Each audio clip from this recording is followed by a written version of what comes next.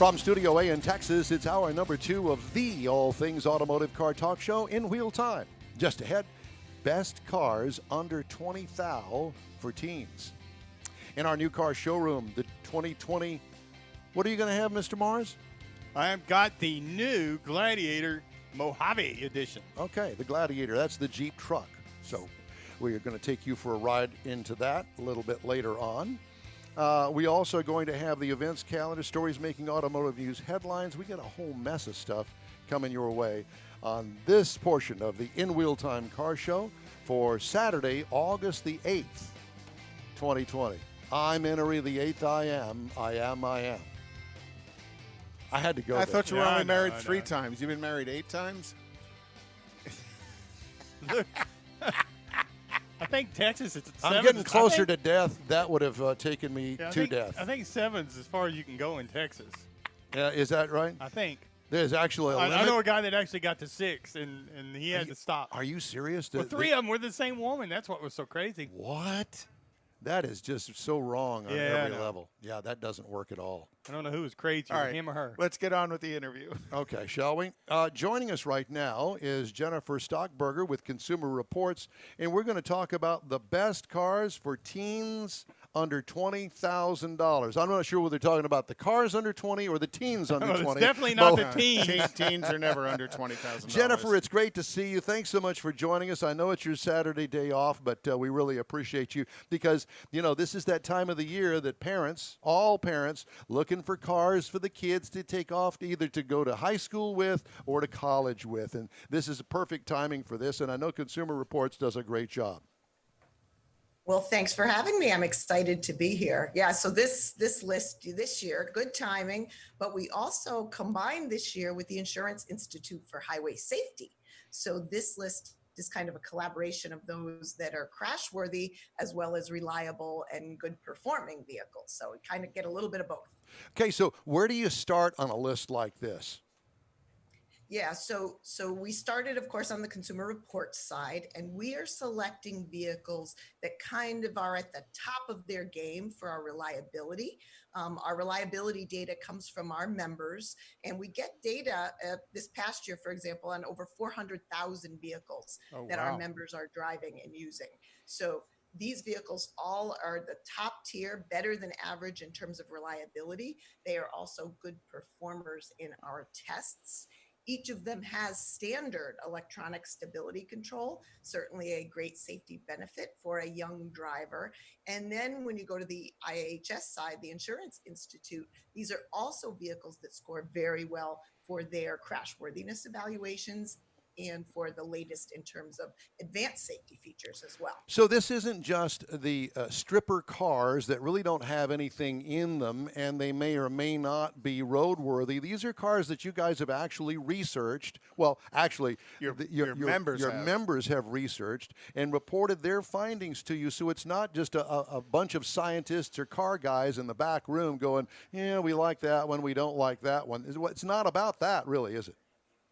It's a little bit of both. So the performance aspects do come from our tests at Consumer Reports Auto Test Center in Connecticut. So we've driven all of these cars and evaluated them among our, scientists, engineers, our jury of raters. But you're correct, the reliability part, what actual consumers are experiencing in terms of problem areas, comes from our members in that survey that we do multiple times a year. Yeah, because as a parent, I don't want to buy my child a car that winds up in the shop all the time, and I get those frantic phone calls at 2 o'clock in the morning. Dad, the car quit over here on the highway. What am I supposed to do? Yeah, Absolutely. You don't want to pay more in repairs than you bought the car for Right. sure. And you're right. You don't want your team breaking down all the time. Again, their judgment, their experience is still evolving. So you want to get them home safely as often as you can. So let's go down the list. How many cars are there? There are 65 total. Oh, my gosh. Yeah, so we won't do them all, but I can certainly give you some highlights because you'll see they're broken down by model year. The whole entire list is available at consumerreports.org to anyone. You don't have to be a member. Just Google Best Cars for Teens, Consumer Reports. But they're broken down into 2 categories, good choices and best choices. the good choices meet all of the criteria I said, good ratings in the standard test by IHS. The best choices are segregated in that they have a little bit better burden in that they're also meeting the most recent test criteria by the IHS, that small overlap driver's side test. Kind of, you've drifted out of your lane and kind of hit somebody. Off Not center. a full frontal collision, but kind of a small overlap, they call it. The best choices do well in that test as well, and also are significantly lower for insurance claim. So those are the extra criteria. Does the age of the vehicle have play a part in this? It does a little. So you'll see in the best choices list, they're a little newer because they're meeting the criteria of that newest test. They're a little more expensive. We were very conscious that when you're buying a car for a young driver, you don't want to break the bank. We, not only put the $20,000 cap, but if you look at the good choices list, many of those are under the $10,000. Well, I have to tell you that right this week, and I'll review it here in a couple of weeks, the Nissan Versa that I just took delivery of yesterday, I really like that car, mainly for the price of it, but not only that, it's good looking. It's a four-door sedan. It's the latest state-of-the-art technology when it comes from Nissan, and a small, affordable car. All of the safety features. All the safety features, and it's got a nice radio in it, and I would definitely consider that. Now, I don't know whether that's on your list or not, but I like it. Right. So you've highlighted kind of the whole crux of the matter in that we don't have a lot of the smallest vehicles on the list. We've eliminated vehicles that have a gross vehicle weight of 2,750 pounds or less.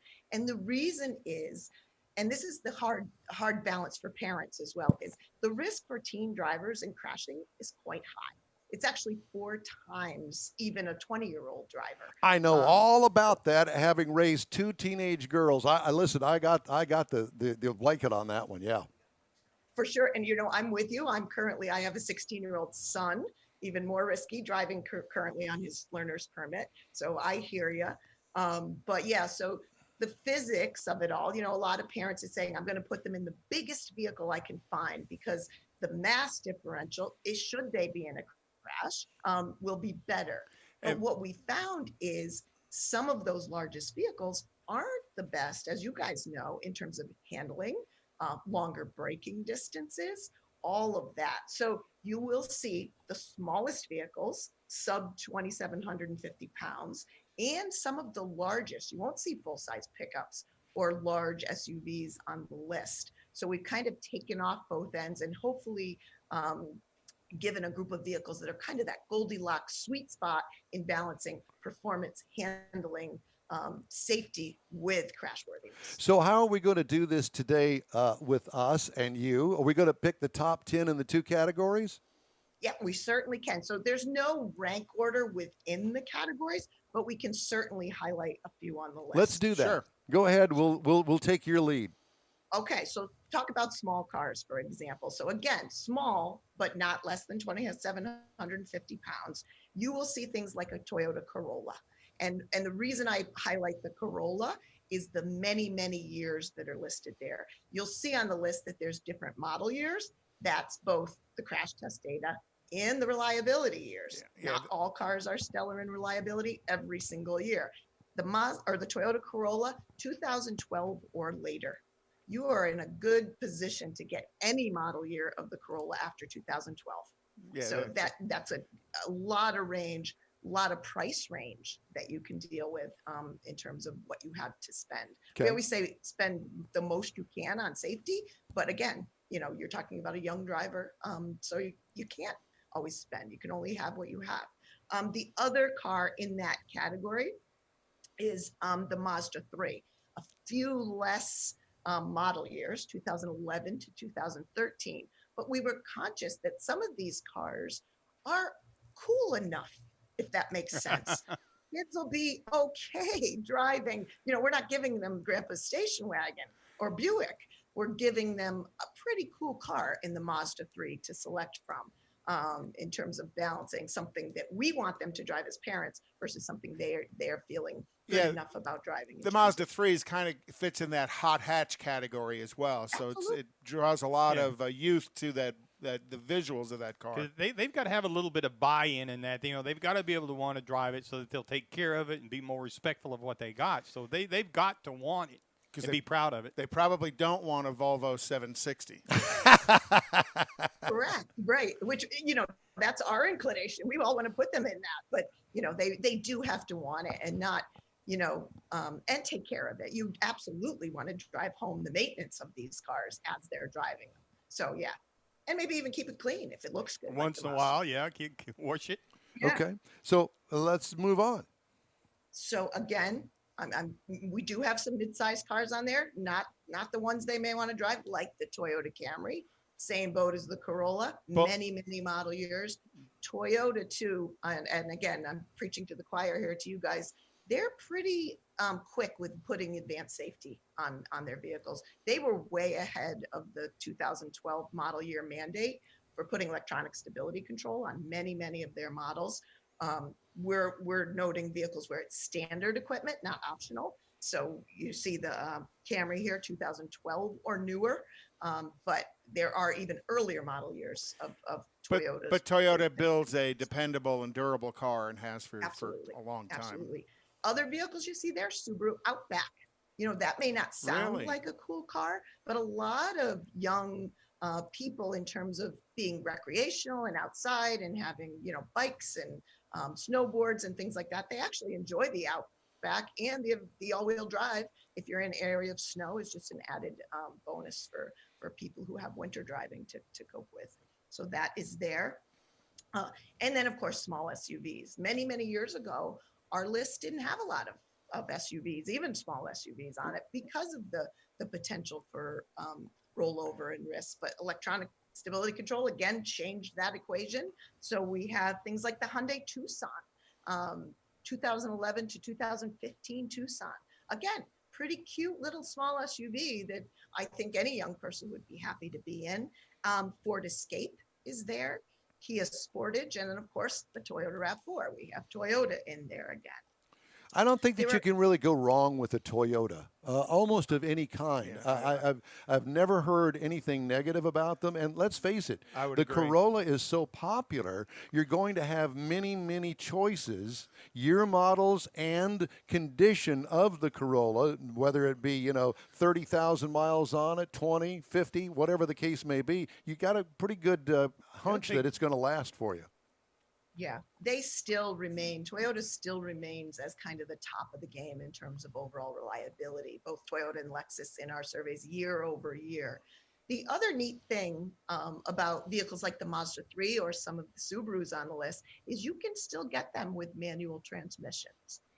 So one of the things we have said is if you're shifting, a young driver shifting, perhaps they're not on their phone because they need both hands. Got to have both hands. Exactly. Well, that's funny you should say that because way back in the day, I bought my youngest daughter. It was a 2001 Ford Focus, and it was the cheapest car I could get. It was a two-door, black with a beige interior, but it had a 5-speed manual transmission. She still has that car and still shifting it today. It's in Denver, Colorado. Yeah, and again, it's kind of a lost art, as you guys know. My son has just said, "Mom, I think I want to get a manual. I think I want to learn to drive a manual." Good for him. Kind of good for him. I'm excited to teach him. Are you going to teach him? I assume you know how to drive that manual. I do. It's funny. My we're going back many years, unfortunately, but my dad required us to. We didn't only have to take our motor vehicle test. We had to take the dad test, which was a little more stringent. Absolutely. I had the same thing with my kids, particularly the girls. We had a Toyota Corolla with a 4-speed manual. You want to drive, you got to learn to drive that one. They all learned in it. They wouldn't touch it now, but they did learn it one time. I taught both my kids how to drive a manual as well. I think it was very, very important. It happened to be a Z06 Corvette, but it might surprise you. Sometimes we interview people for, Consumer Reports positions for, either automotive journalism or engineering positions. You'd be surprised at how many people don't know how. Even self-professed car people who don't know how to drive a manual. And when you look at the industry, you can't get a manual transmission Lamborghini or Ferrari anymore. They all have that Manumatic dual clutch setup in them. So even the performance cars are moving away from it. So I guess that the bottom line is here we go to consumerreports.org. It is consumerreports.org, or Google Best Cars for Teens Consumer Reports, and it will come up. The whole choice of 65 there you can choose from. And again, kind of the Goldilocks list, something you want them to drive, but something they Well, might I want can't to tell you drive. what a pleasure it is to talk to you, and the wealth of knowledge and the great information you got here on these cars under 20. Heck, we don't have to just narrow this down for teens. I think that this would be good for anybody, including yours truly here. Well, we agree. And we've certainly said during COVID, we see a lot of people opting for a used model. These are solid, reliable, safe vehicles for anybody. Jennifer Absolutely. Stockburger, would you please stay in touch with us? And next time you've got something like this, would you give us a call and let's get on the air again? I'd be happy to be back. That would be great. All Thanks so much. Thank you. We Thank really you. appreciate you. Great information. We really appreciate it. That's Jennifer Stockburger with Consumer Reports. I love that. 65 cars.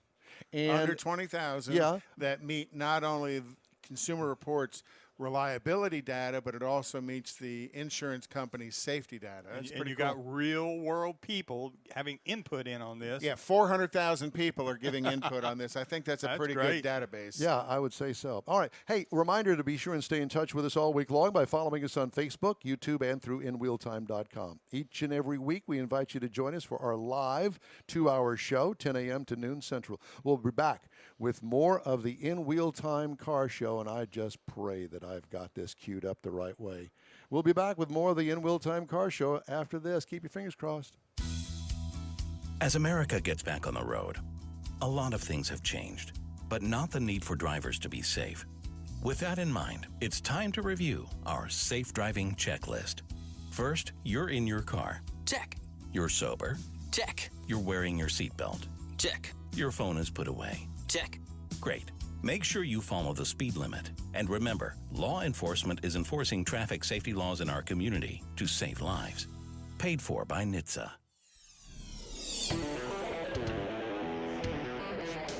Well, look what the cat drug in. It would be our long-lost chief engineer, Mr. David Ainsley. There he is, ladies and gentlemen. And he's not bent over the console. Well, he was bent over. I had the wrong angle of that one. Thanks, Dave.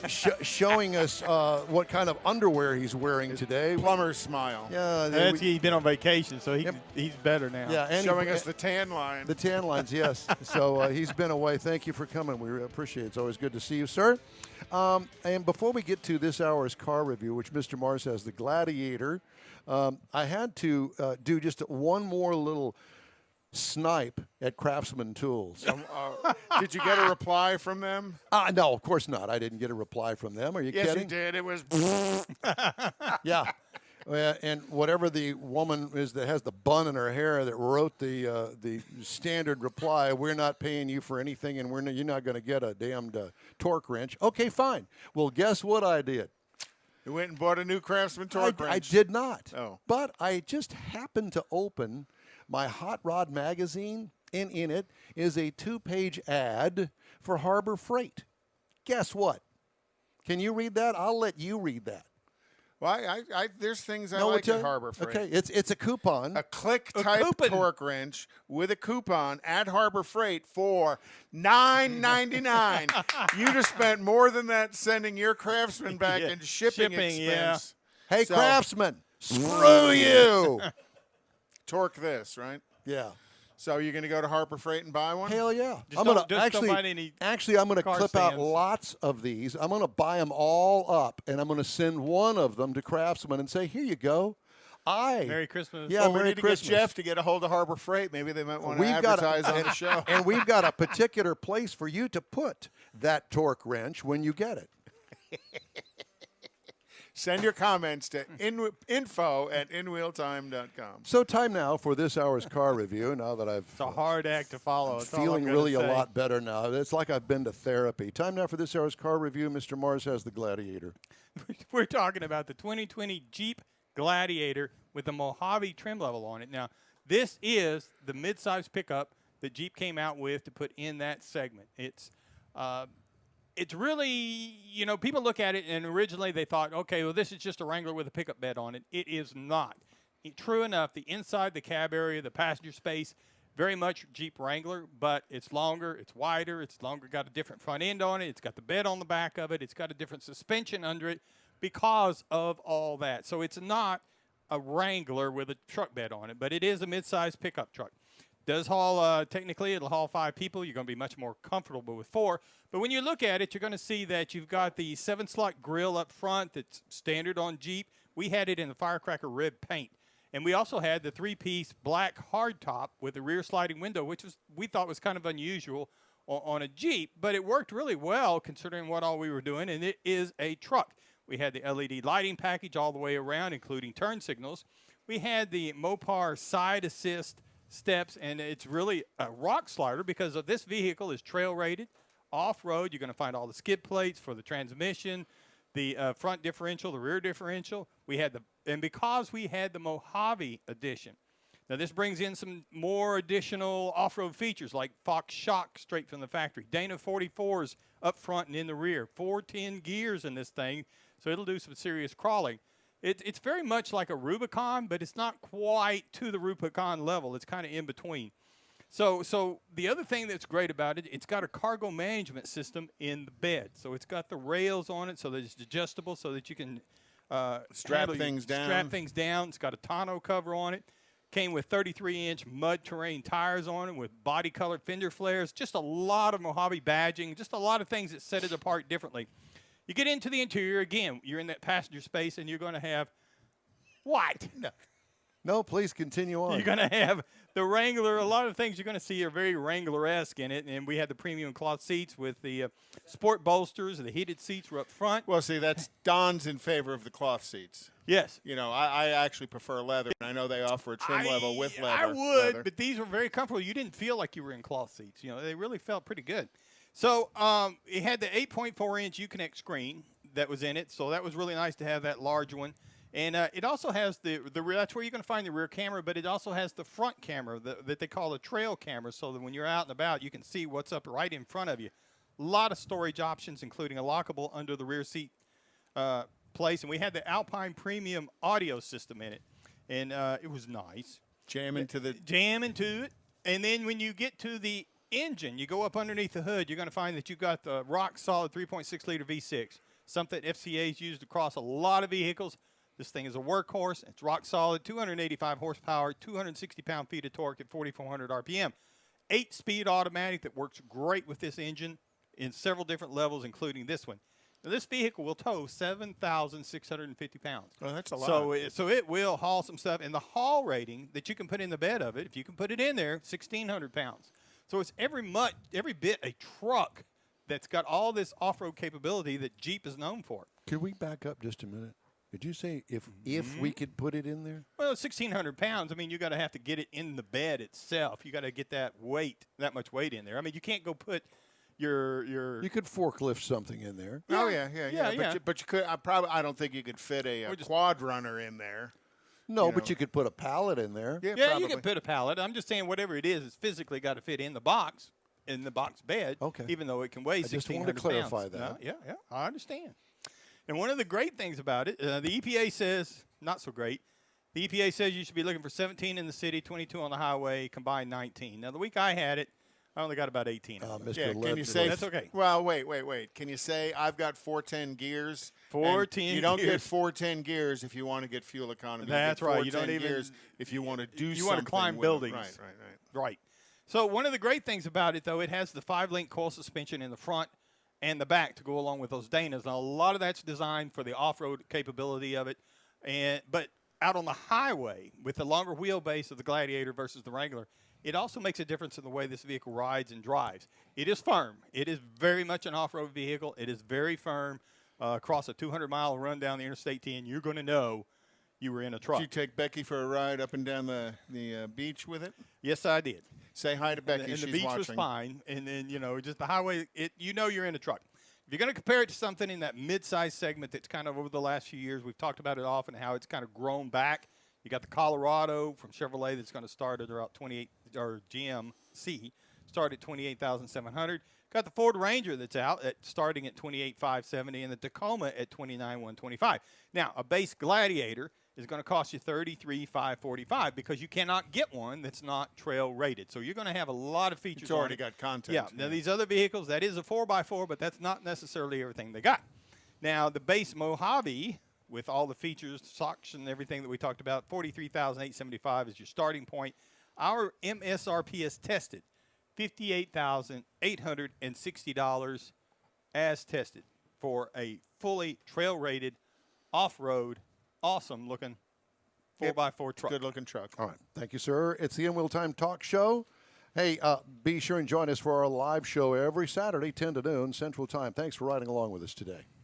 There's no greater pain a parent can suffer than losing a child. And yet, heat stroke deaths in hot cars are on the rise. The temperature inside a vehicle can reach deadly levels in just a few minutes. Leaving windows cracked does not help. These preventable deaths can occur even when the outside temperature is as low as 57 degrees. Never leave your baby or child in a vehicle, even for a short period, and always check the back seat before you get out of the car.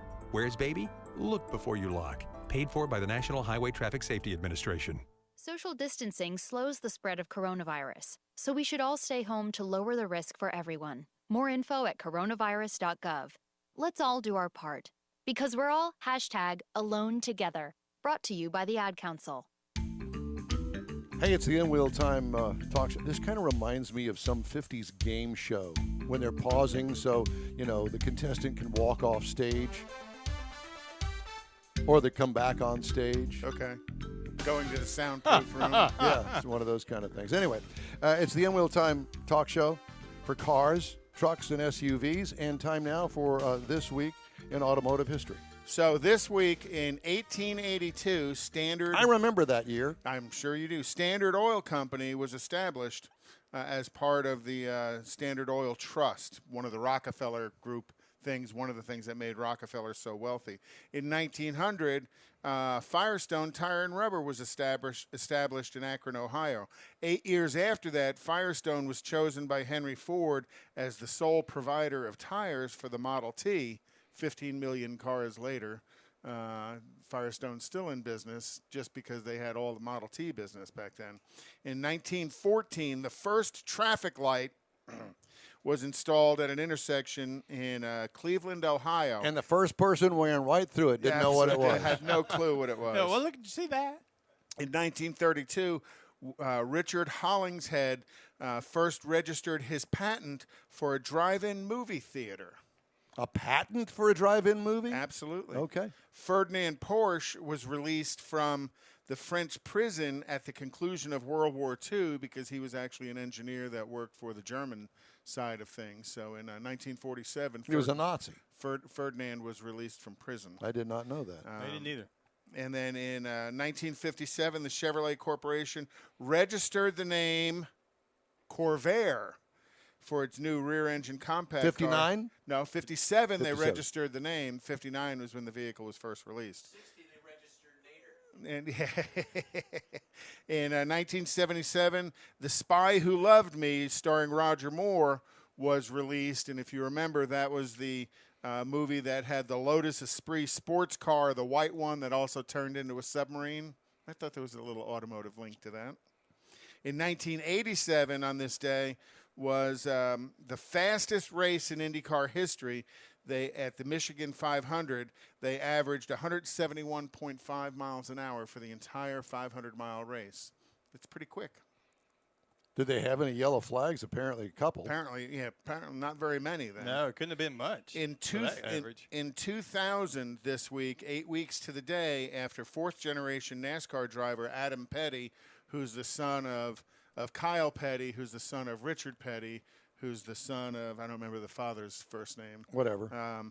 He was killed at New Hampshire Speedway, and then Kenny Irwin Jr. died basically at the same spot, and both of their fatalities drove the safer barrier program within NASCAR as NASCAR developed what you would call a soft wall, and then that's expanded onto lots and lots of other motorsports programs. What kind of events are going on this week as well? Lone Star Diesel Meets is tonight at 6 p.m. in Alvin. Also at 6 p.m. tonight is Chuck Wagon Barbecue in Katy. 6 p.m. is the Kima Car Show and Meet. And Sunday is the All-American Muscle Meet at Kroger's on 99 in Spring. And then Sunday night at Freddy's on 1960 in Eldridge. Next Wednesday at Freddy's in Katy. And next Friday at Freddy's on Kirkendall in 2920. Hey, remember, if you got a question or comment, shoot us an email. info@InWheelTime is the address. We're going to talk to the cops next. This is the In Wheel Time Car Show.